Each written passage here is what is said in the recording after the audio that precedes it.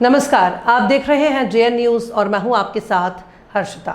मैदानी इलाकों में बढ़ते तापमान का असर सड़कों के साथ साथ अस्पतालों तक भी पहुंचने लगा है। हरिद्वार के जिला अस्पताल और मेला अस्पताल में भीषण गर्मी के कारण मरीजों की संख्या बढ़ती दिख रही है। डिहाइड्रेशन, बुखार, उल्टी, दस्त, चक्कर आना, कुछ मामलों में हीट स्ट्रोक के लक्षण दिखने पर लोगों का इलाज के लिए रुझान बढ़ गया है। चिकित्सकों का कहना है कि दोपहर के समय तेज धूप से बाहर निकलने वाले लोगों पर सबसे अधिक असर पड़ता है।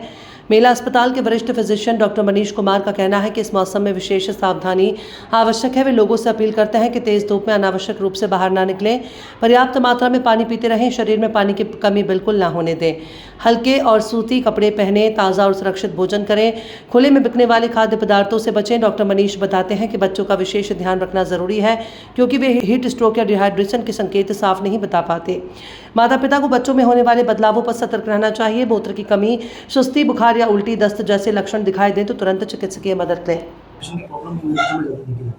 अभी गर्मी के दौरान कैसे पेशेंट हमारे पास गर्मी की ओर लेके आ रहे हैं, जैसे थकान और जैसे नींद सा लगना, थकान रहना और सिर में दर्द, शरीर में भारीपन, इस तरह की सिम्टम्स लेके आ रहे हैं। कुछ पेशेंट डिहाइड्रेशन की वजह से हो रहा है, जो वो दस्त, उल्टी दस्त की वजह से भी आ रहे हैं।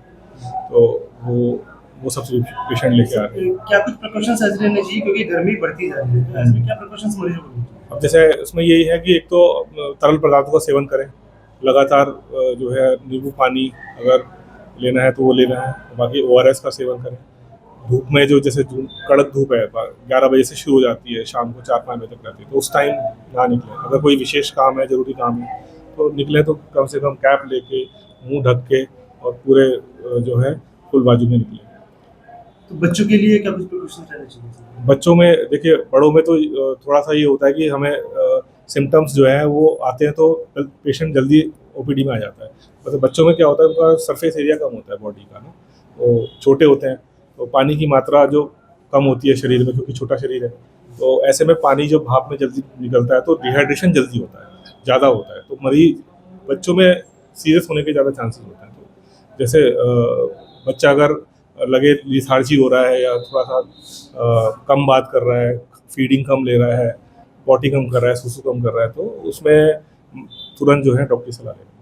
आज के जैसे मेरे मरीज हैं, आज 160 के मरीज मेरे आज दिखे हैं, तो उसमें भी डिहाइड्रेशन के काफ़ी 7-8 मरीज डिहाइड्रेशन का मरीज थे। तो ये रोज इस तरह के पेशेंट? हाँ, रोज पेशेंट इतने 10 के आसपास पेशेंट अगर ओवरऑल माने, जैसे उल्टी, दस्त या डिहाइड्रेशन के पेशेंट, हीट स्ट्रोक के पेशेंट, वो इतने लगभग 10-12 पेशेंट आते हैं।